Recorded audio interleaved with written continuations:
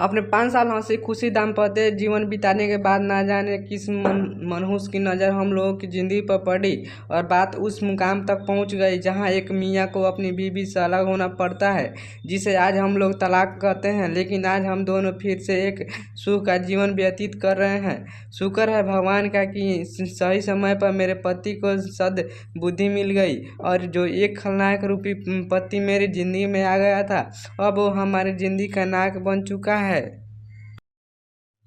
मेरी शादी 19 साल की उम्र में एक आर्मी ऑफिसर से हो गई थी। उनकी उम्र 26 साल थी और एक बहुत ही अच्छे परिवार से थे। उनकी पोस्टिंग उस समय हिमाचल में थी और हम दोनों की नई नई शादी होने की वजह से हम दोनों ने उस समय हिमाचल में बहुत मस्ती किए थे। ये बात 1997 की है। सभी टूरिस्ट उस समय हिमाचल ही जाते और वहाँ की वादियों को आनंद लेते। हम दोनों भी हिमाचल में 2 साल रहे और फिर मेरे पति की पोस्टिंग पुणे हो गई। फिर भी हम दोनों की ज़िंदगी बहुत मस्ती से गुजर रही थी। 5 साल बाद 2002 में मेरे पति ने फौज से VRS वॉलंटरी रिटायरमेंट स्कीम ले लिया और अपना सिक्योरिटी का काम शुरू कर दिया। उनका काम बहुत ही अच्छा चलने लगा। अब वो अपने काम में इतने व्यस्त रहते हैं कि कभी कभी तो रात को घर आते आते आते 11 बज जाते और रह कर कभी फ़ोन पर हकीकत देते कि वो अगले दिन आएंगे। हम दोनों का एक बच्चा भी हो गया था जो 1 साल का था। मैं अपने पति को अपनी ज़िंदगी का नायक समझती थी। उन पर एतबार करना, कभी शक ना करना मेरी आदत थी, क्योंकि उन्होंने कभी ऐसा कोई गलत काम नहीं किया था जिससे उन पर शक की कोई गुंजाइश हो। लेकिन धीरे धीरे हम दोनों के बीच की दूरियां बढ़ने लगी। वो मुझसे कटने लगी और हर बात पर मुझे डांटने लगी, गाली गलौज करना जैसे उनकी कोई आदत हो गई थी। और मेरी जिंदगी का नायक एक खलनायक का रूप ले चुका था। मुझे अब उनसे बात करते हुए भी डर लगने लगा था। लेकिन अब मैं उनसे कोई बात करती थी और घर पर चुपचाप अपना काम करती थी, अपने बच्चे की देखभाल करने में व्यस्त रहती थी। कुछ समय पश्चात मुझे अपनी एक दोस्त से पता चला कि मेरे पति पुरुष वैश्या जिगोला का भी काम करते हैं। मुझे यकीन नहीं हुआ। फिर उसने मुझसे किसी डिटेक्टिव को हायर करने की सलाह दी जो मुझे उनके बारे में सारी जानकारी और फोटोग्राफ लेकर देगा। मैंने मन में सोचा और फैसला किया मुझे एक कदम उठाना ही पड़ेगा और अब मैंने एक डेडिकेटेड एजेंसी को आखिर हायर कर लिया। 15 से 20 दिन बाद डेटिंग एजेंसी ने मुझे कुछ फोटोग्राफ्स ला कर दिखाए और कुछ मेरे पति की कई औरतों से फ़ोन पर बातें भी सुनाई। मुझे यकीन नहीं हुआ और उस बातों ने मुझे ज़्यादा परेशान कर दिया। मैं पागल हो रही थी। अपने घर वालों को बताना ठीक नहीं था। ऐसे में मैंने एक फैसला किया कि अब मैं अपने पति को ठीक करके ही रहूँगी। अपने फैसले पर अडिग होकर मैंने वो कठिन राह पकड़ ली और मजबूती से अपने आप को संभालने लगे। अपने पति की हरकतों पर नज़र रखनी थी शुरू कर दी। इस काम के लिए मुझे लिए किसी एक ऐसे इंसान की ज़रूरत थी जो मेरे करीब हो, जिस पर मैं यकीन कर सकूँ। और उसके लिए मेरी माँ से अच्छा इंसान कोई और नहीं हो सकता था। आखिर मैंने उसकी माँ को घर बुलाया और उन्हें अपने पति की हरकतों के बारे में भी बताया, क्योंकि मेरा बेटा छोटा था और मैं अपनी माँ को अपने पक्ष में लेकर किसी और को भी ये बातें नहीं बताना चाहती थी। एक बार रात को मेरे पति के फ़ोन पर किसी का फ़ोन आया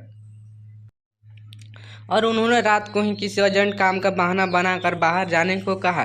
मैंने भी उन्हें नहीं रोका और जैसे ही वो निकले मैं भी उनके पीछे पीछे उनका पीछा करते हुए निकल पड़ी। वो एक मकान के अंदर चले गए। घर काफ़ी बड़ा था। उसमें अंदर जाने के लिए 10 मीटर का एक लंबा रास्ता बना हुआ था। 2 नौ फुलवारी थी। मैंने भी गेट खोला और चुपचाप अंदर चली गई।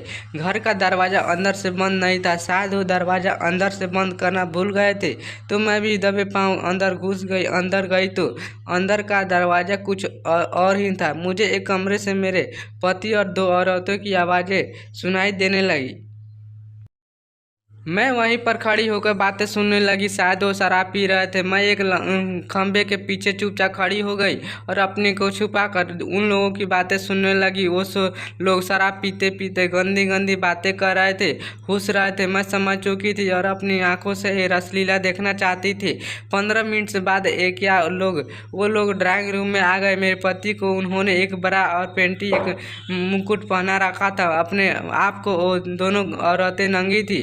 ये सुनकर मुझे शर्म आ गई और अब मेरे पति उनसे पैसे का लेन देन करने लगे। वो लोग नाचते हुए, शराब पीते हुए 20,000 रुपये एक रात पर राजी हुए।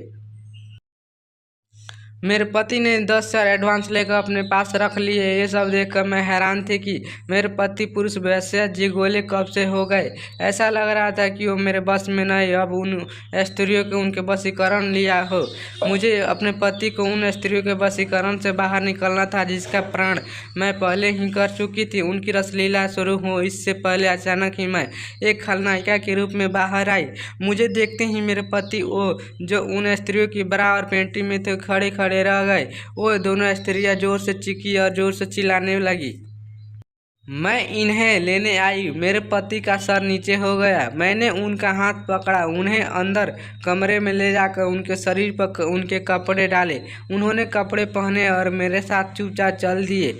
आज वो खलनायक चुपचाप शांत बैठा था, जैसे उसके होठों पर ताले लग गए हो। हम दोनों घर पहुँचे। अपने कमरे में लेटे ही थे कि मेरे पति ने मेरे पाँव पकड़े और बोले, मुझे माफ़ कर दो, शायद तुमने मेरी आंखें खोल दी। मैं भटक गया था। मैं वादा करता हूँ कि अब कभी तुम्हें किसी शिकायत का मौका नहीं दूंगा।